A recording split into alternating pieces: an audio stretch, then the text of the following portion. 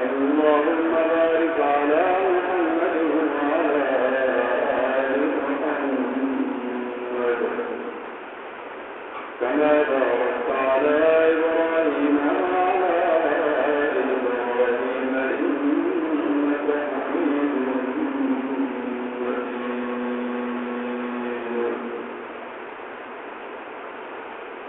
انتہائی معزز احترام محترم مصالحین گرامی، اللہ رب العالمین کے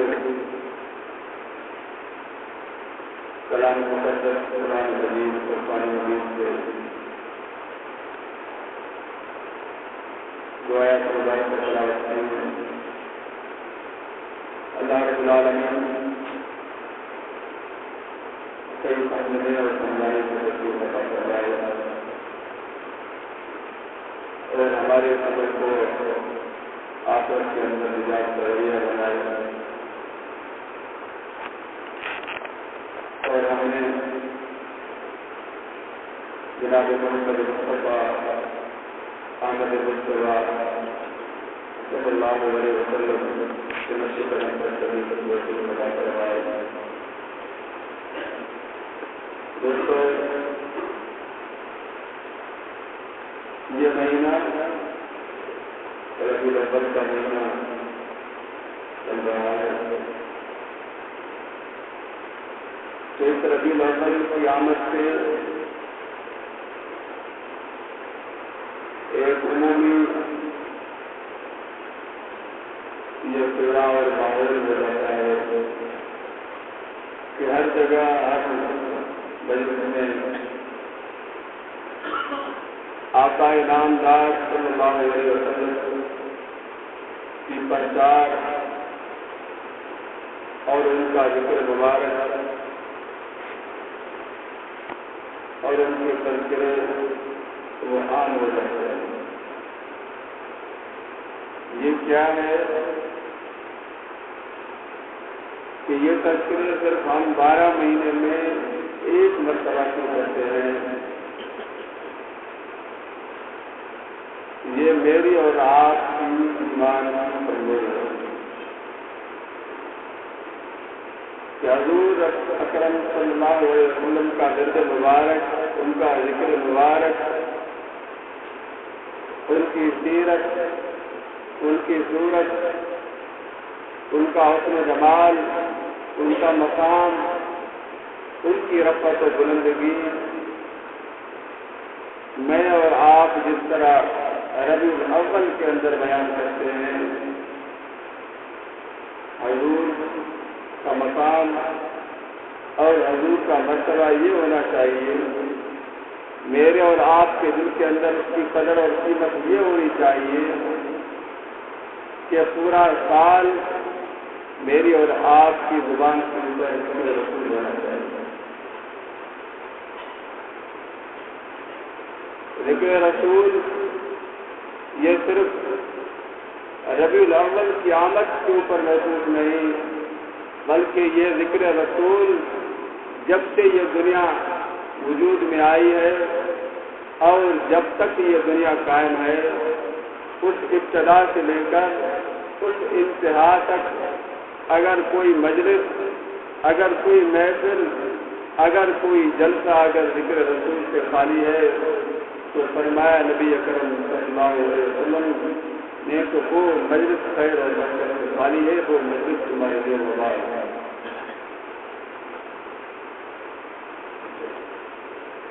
تو اسی لیے ہم اللہ تعالیٰ کا شکر ادا کریں کہ مجھے اور آپ کو اللہ رب العالمین نے کس کا امتی بنایا.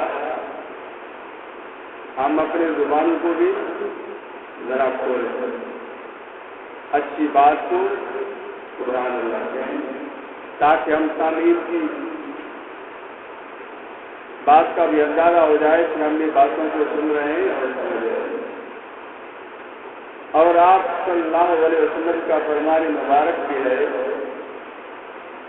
کہ جب ذکر محمد اگر کوئی کرے تو سامنے سننے والے کے اوپر یہ لازم ہے کہ میرے صلی اللہ علیہ وسلم، کیونکہ اللہ رب العالمین نے حضور کی ذات جو ایسی بنائی ہے، اللہ رب العالمین نے حضور کی ذات جو ایسی بنائی ہے کہ اللہ تبارک و تعالی نے پیارے مصطفیٰ صلی اللہ علیہ وسلم کا نام ایسا منتخب فرمایا کہ جس کے دل کے اندر حضور کی محبت نہ بھی ہو، لیکن جب وہ ذکر رسول یعنی محمد کہے گا تو آپ کے اس مبارک اندر ہوتا ہے تو سبحان اللہ کہ محمد کہ جس طرح کوئی بندہ بوسہ دیتا ہے اور یہ دونوں ہونٹ آپس کے اندر مل جاتے ہیں، تو اللہ رب العالمین نے میرے پیارے پیغمبر صلی اللہ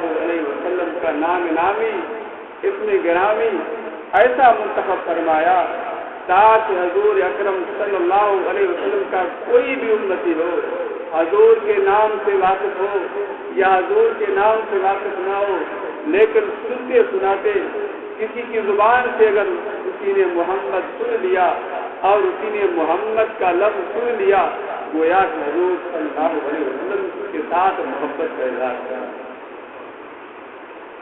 اللہ نے محمد یہ لفظ اس لیے انتخاب فرمایا، اللہ رب العالمین نے پیارے پیغمبر صلی اللہ علیہ وسلم کا نام عرش کے اوپر احمد رکھا ہے۔ احمد اس لیے رکھا، احمد کا معنی ہے سب سے زیادہ تعریف کا مستحق، سب سے زیادہ تعریف کا لائق۔ تو میرے پیارے دوستو، اللہ تبارک و تعالی نے محبوب کا نام آسمان کے اوپر احمد رکھا، زمین کے اوپر محمد رکھا، اس کی وجہ کیا ہے؟ اللہ نے پیارے محبوب کا نام آسمان کے اوپر احمد رکھ کر کے یہ بتلا دیا کہ اے دنیا والوں، حضرت آدم سے لے کر محمد مصطفیٰ صلی اللہ علیہ وسلم تک جب بھی کوئی دنیا کے اندر کوئی چیز ہو، جتنی بھی دنیا کے اندر وجود کی چیزیں، سب سے زیادہ اگر تعریف کے لائق کوئی چیز ہے تو وہ احمد صلی اللہ علیہ وسلم۔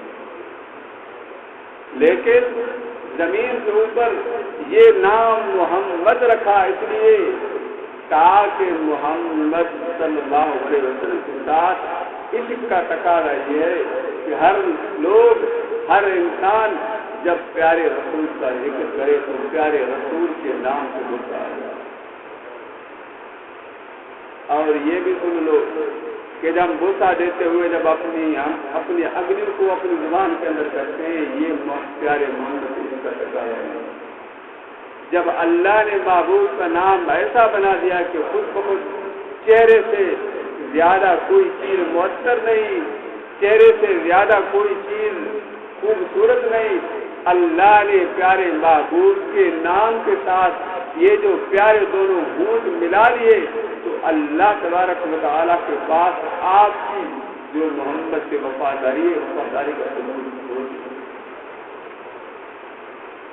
تو میں نے قرآن پاک کی آیت تلاوت کی تو اللہ رب العالمین نے فرمایا قد جاءکم من اللہ نور و کتاب مبین۔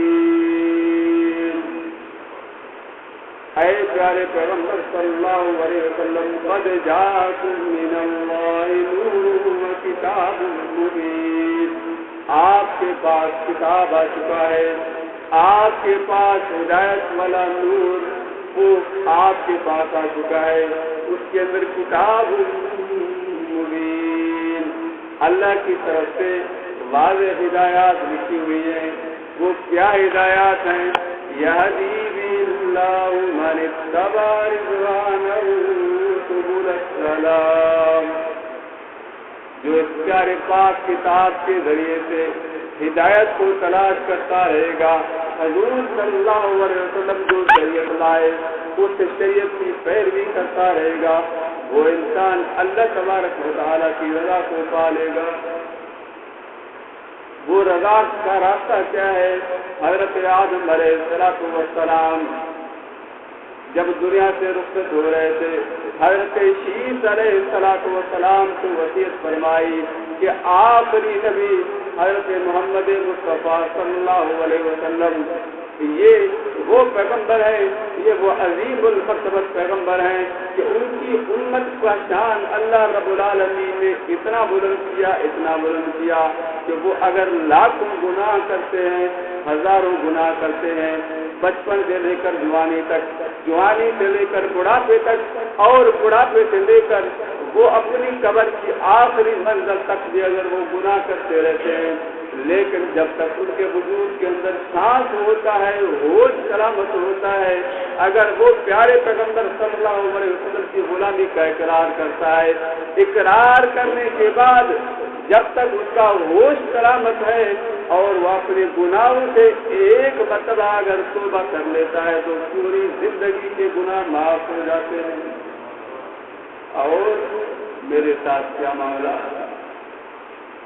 کہ میں اللہ کا پیغمبر ہوں، اللہ کا منتخب ہوں، لیکن اسی کے باوجود میں آدم علیہ السلام سے ایک غلطی ہو گئی، اللہ رب العالمین نے پاک کتاب کے اندر وہ بھی محمد مصطفیٰ کے قرآن کے اندر عام کر دیا،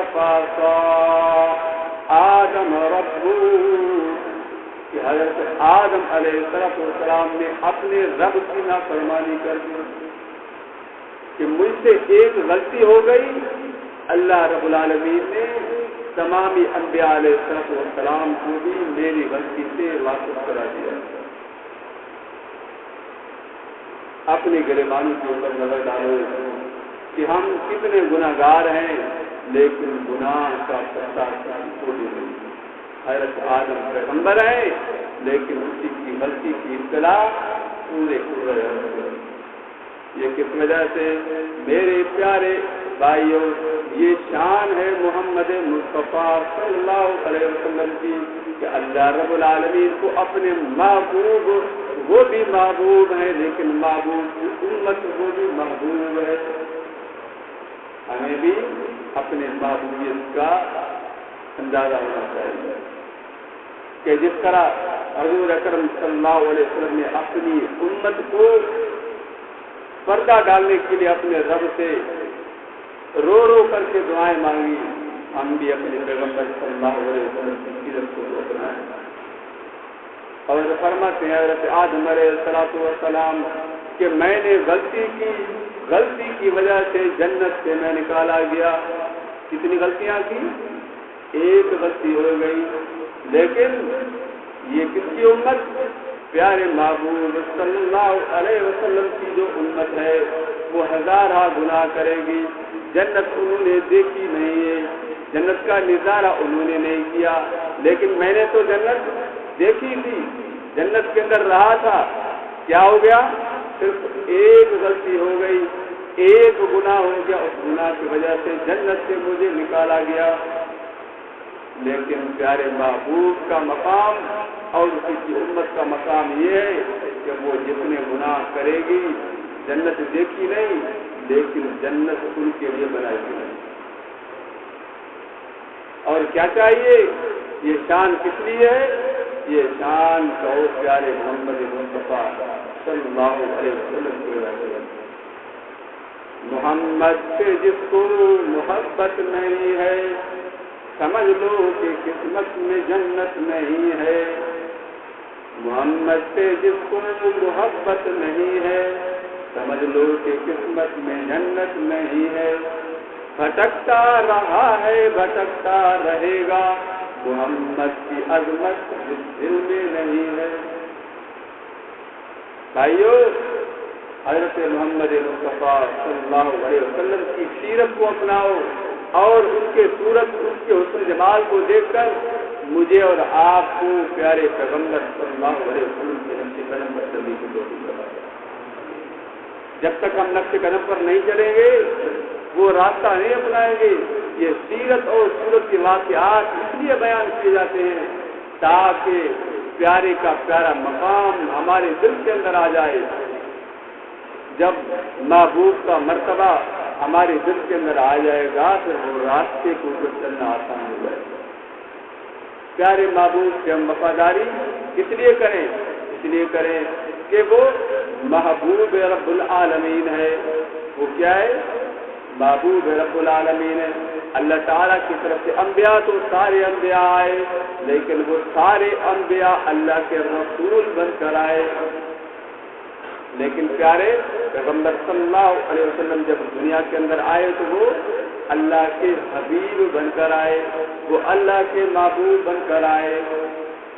اس لیے جب اللہ کا محبوب ہے تو اللہ کا محبوب کا لقب پا کر کے مجھے اور آپ کو یہ اطلاع دی گئی کہ پیارے محبوب کا شان وہ اتنا بلند و بالا ہے کہ اللہ تعالیٰ نے پیارے محبوب کا مثل بنایا، مثال بنایا. پیارے محبوب صلی اللہ علیہ وسلم کو ماں باپ کا سہارا بچپن سے چھین لیا. یہ اس لیے چھین لیا تاکہ دنیا والوں کا دنیا کے اندر یہ ایک اصول بن چکا ہے کہ اگر کوئی بیٹا ہے اس کے باپ کے مشابہ ہے، یہ اپنی ماں کے مشابہ ہے، تو اللہ رب العالمین نے پیارے پیغمبر صلی اللہ علیہ وسلم کی ذات سے یہ سارے سہارے چھین کر کے یہ بتلا دیا. یہ بھی برداشت نہ کیا کہ ہو سکتا ہے کہ کوئی دنیا والا میرے پیارے محبوب کو کسی باپ کے ساتھ یا کسی ماں کے ساتھ یا کسی بھائی کے ساتھ تشبیہ دے، تو تشبیہ دینا یہ رب کو گوارا نہ تھا. اس لیے اللہ رب العالمین نے یہ سارے سہارے اٹھا کر بے مثل اور بے مثال اور باکمال پیارے پیغمبر کو بنا. اسی لیے یہ کہا گیا اے رسول امی خاتم المرسلین، اے رسول امی خاتم المرسلین، تجھ سا کوئی نہیں، تجھ سا کوئی نہیں. اے رسول امی خاتم المرسلین، تجھ سا کوئی نہیں، تجھ سا کوئی نہیں. اور پیارے محمد مصطفیٰ صلی اللہ علیہ وسلم کی یہ تو سیرت کا ایک پہلو تھا کہ وہ محبوب رب العالمین تھے. سیرت کا دوسرا پہلو وہ جمال مصطفیٰ ہے کہ اللہ رب العالمین نے حضور انور صلی اللہ علیہ وسلم کو جو جمال، جو خوبصورتی، جو حسن عطا فرمایا، وہ آتا ہے حدیث مبارکہ کے اندر کہ اللہ رب العالمین نے حضور اکرم صلی اللہ علیہ وسلم کو جو حسن عطا فرمایا اس کا ایک حصہ دنیا سے کر رہا ہے. اگر پیارے پیغمبر کا پورا حسن دنیا کے اندر ظاہر ہو جاتا تو یہ دنیا کی یہ زمینیں، یہ دنیا کا نظام پیارے محبوب کے حسن کو برداشت نہیں کر سکتے. بی بی حلیمہ فرماتی ہیں کہ جب مجھے حضور صلی اللہ علیہ وسلم کے دادا عبد المطلب حضور کے پاس لے گئے تاکہ میں جا کے اسی کو دودھ پلاؤں.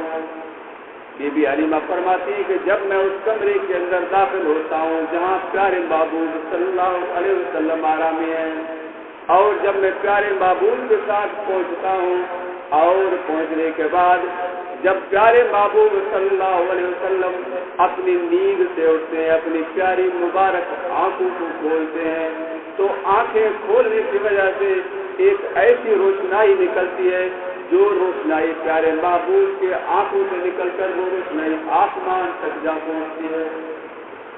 یہ تو پیارے محبوب صلی اللہ علیہ وسلم کے آنکھوں کا حسن تھا. فرماتی ہے بی بی عائشہ رضی اللہ تعالی عنہا کہ حضور صلی اللہ علیہ وسلم ایسے ان کا جسم معطر اور خوشبودار ہوتا تھا، اور پیارے محبوب صلی اللہ علیہ وسلم وہ جس مکان کی طرف جاتے، جس محلے کی طرف جاتے، وہ محلہ پورا دن اور کئی ہفتوں تک پیارے محبوب صلی اللہ علیہ وسلم کے جسم سے اور اس راستے سے گزرنے والا وہ گاؤں، وہ راستہ، وہ شہر معطر ہو جاتا تھا. فرماتے ہیں بی بی عائشہ رضی اللہ تعالی عنہ پیارے محبوب صلی اللہ علیہ وسلم کے حسن کی کیا کمال ہے، پیارے محبوب صلی اللہ علیہ وسلم کے خوبصورتی کا کیا کمال ہے. اس لیے بی بی عائشہ نے یہ فرمایا کہ دنیا والوں کا بھی ایک چاند ہے اور میرے گھر کے اندر بھی ایک چاند ہے. ایک چاند وہ آج روئے زمین کے اندر اگر کوئی بھی چیز خوبصورت ہے وہ صرف چاند ہے، لیکن اس چاند سے اگر کوئی چیز خوبصورت ہو کہ جس کے ساتھ کسی کی مثال دی جائے تو پیارے آقا صلی اللہ علیہ وسلم کا جمال اس چاند سے بھی زیادہ خوبصورت. تو صحابی حضرت ابو جعفر رضی اللہ تعالیٰ عنہ فرماتے ہیں کہ 14ویں کی چاند تھی. 14ویں کی رات کے اندر میں حضور محبوب صلی اللہ علیہ وسلم کے پاس گیا. ایک نظر میں 14ویں کی چاند کی طرف کر رہا تھا اور ایک نظر میں آمنہ کی لال کی طرف کر رہا تھا. چاند کے بھی حسن کو دیکھ رہا تھا, آمنہ کے لال کے بھی حسن کو دیکھ رہا تھا. لیکن ایک طرف چاند کا حسن اور دوسری طرف آمنہ کے لال کا حسن, تو میں اپنے دل کے اندر, اپنے ضمیر کے اندر سوچنے لگا کہ آیا چاند خوبصورت ہے یا پیارے محمد مصطفیٰ صلی اللہ علیہ وسلم خوبصورت ہیں. تو یہ سوچتے سوچتے میرے دل کے اندر یہ بات آئی کہ یہ چاند شام کو شروع ہوتا ہے اور جیسے ہی صبح ہوتی ہے تو یہ چاند غائب ہو جاتا ہے. اور اگر سورج کے ساتھ تصویر ہو, سورج صبح کو شروع ہو کر کے شام کو ختم ہو جاتا ہے, لیکن پیارے محمد مصطفیٰ احمد مصطفیٰ صلی اللہ علیہ وسلم وہ ذات ہے, چاہے وہ رات ہو, چاہے وہ دن ہو, چاہے کوئی مکان ہو, کسی بھی مکان کے اندر محبوب صلی اللہ علیہ وسلم کی جو حیبت ہے, جو ان کا جلال ہے, جو ان کا حسن و جمال ہے, یا ان کی جو خوبصورتی ہے, اسی کی ایک ایک وصف کو دیکھ کر اگر تم کسی کے ساتھ موازنہ کرو, ہر چیز ختم ہو سکتی ہے, لیکن محمد مصطفیٰ صلی اللہ علیہ وسلم کا ذکر مبارک نہ کبھی ختم ہوا ہے, نہ کبھی ختم ہوگا. اس لیے کہا یہ چاند سے تسبیح دینا یہ بھی کوئی انصاف ہے. چاند کے چہرے پہ چھایاں, سونے کا چہرہ صاف ہے. یہ چاند سے بھی اس لیے تسبیح دی گئی کہ یہ ایک نمونہ تھا کہ آج دنیا والے اگر کسی کو حسن کو تسبیح دیتے ہیں تو وہ صرف چاند کے ساتھ تسبیح دیتے ہیں, لیکن حضور صلی اللہ علیہ وسلم کے لیے صحابہ نے ایک مثال بنائی کہ ایک سورج تمہارا ہے اور ایک سورج ہمارا ہے. جو تمہارا سورج ہے وہ تمہارے سورج کی وہ شعائیں وہ صبح سے شروع ہو کر کے شام کو ختم ہو جاتی ہے, لیکن محمد مصطفیٰ کی شعائیں وہ ہمیشہ ہمیشہ باقی رہ جاتی ہیں. تو میں اور آپ کس کے امتی ہیں؟ میں اور آپ اس رسول امین کے امتی ہیں کہ جس کا ذکر اللہ رب العالمین نے ہر جگہ اپنی ذات کے ساتھ فرمایا. اگر اذان دیتے ہو جہاں اللہ کا ذکر ہے تو اللہ کے بعد پیارے محبوب کا ذکر ہے. اگر نماز پڑھو, نماز میں اللہ کا ذکر ہے اور اللہ کے بعد پیارے محبوب صلی اللہ علیہ وسلم کا ذکر ہے. عطیات پڑھو, عطیات کے بعد پیارے محبوب کا ذکر ہے. اور اگر کلمہ پڑھو لا الہ الا اللہ, کلمے میں اللہ کی وحدانیت کے بعد اگر کسی کا ذکر ہے تو محمد مصطفیٰ. تو سمجھ لو کہ اگر پیارے پیغمبر صلی اللہ علیہ وسلم کی غلامی آپ نے قبول کر لی تو اللہ سے راضی ہے. اللہ کو راضی کرنا ہے تو پیارے محبوب کو تھام لو, اس کے طریقے کو تھام لو. پیارے محبوب صلی اللہ علیہ وسلم کے حسن و جمال کو دیکھ کر, ان کی سیرت کو دیکھ کر, ان کے صورت کو دیکھ کر آپ محبوب کی کیا بن جاؤ؟ عاشق بن جاؤ. آپ محبوب کے غلام بن جاؤ. عاشق کسے کہتے ہیں کہ جو محبوب کا تقاضا ہو اس محبوب کے تقاضے کے مطابق ہر چیز کو قربان کرے. پیارے محبوب صلی اللہ علیہ وسلم کا جسم مبارک کیسا تھا؟ فرماتے ہیں حضرت انس رضی اللہ تعالیٰ عنہ کہ حضور صلی اللہ علیہ وسلم کی داڑھی مبارک کیسی تھی؟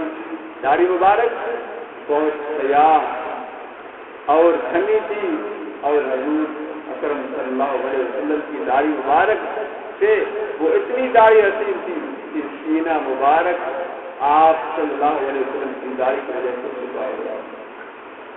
آج ہم محمد کے غلام کو کہلواتے ہیں لیکن محمد کی سیرت اور محمد جیسی صورت سجانے کو تیار تھا۔ آپ صلی اللہ علیہ وسلم کے ابرو مبارک کیسے تھے؟ آپ کے ابرو مبارک وہ بہت گھنے تھے، درمیان کے اندر فاصلہ تھا۔ آپ کی پلکیں کیسی تھی؟ فرماتے ہیں صحابی رسول اللہ صلی اللہ علیہ وسلم کہ یہ کیا ہے؟ پلکوں کو محفوظ کرنا، آنکھوں کو محفوظ کرنا اور بالوں کو محفوظ کرنا۔ تو فرماتے ہیں صحابی رسول صلی اللہ علیہ وسلم آپ کی آنکھوں کی پلکیں وہ لمبی تھی اور آپ کے بھویں وہ بہت لمبے تھے اور گھنے تھے، درمیان کے اندر فاصلہ تھا۔ آپ کے دندان مبارک کیسے تھے؟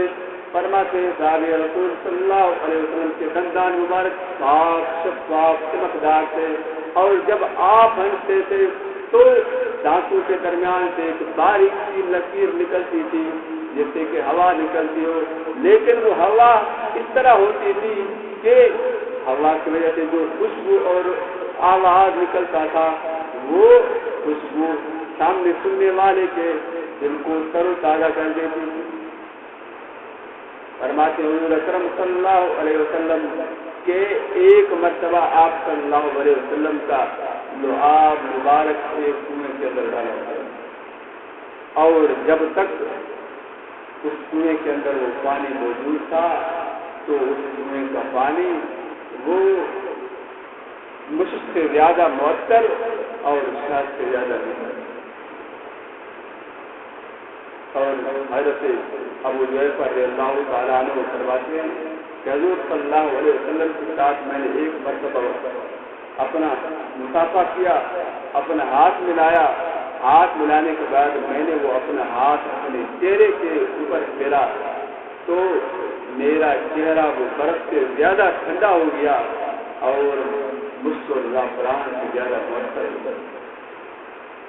بی بی عائشہ رضی اللہ تعالیٰ عنہا فرماتی ہیں کہ حضور صلی اللہ علیہ وسلم کے چہرے انور کے اوپر جب پسینہ آتا تھا اور پسینہ آنے کے بعد وہ جب پسینہ بہنا شروع ہو جاتا تھا تو ہمیں ایسے معلوم ہوتا تھا جیسے کہ موتی کی برسات ہو۔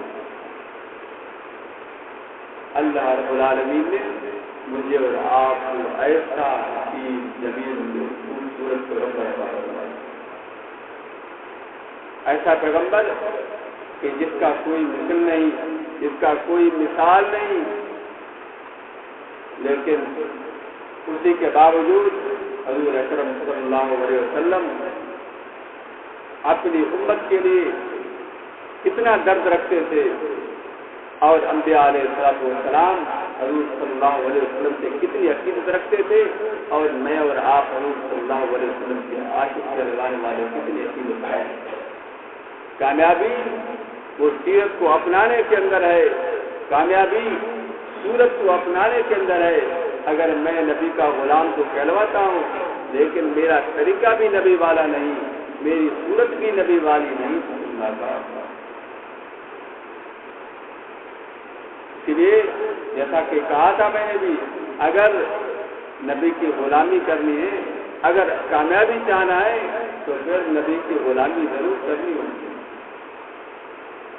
نبی کی شباہت اپنانی ہوگی، نبی کا طریقہ اپنانا ہوگا۔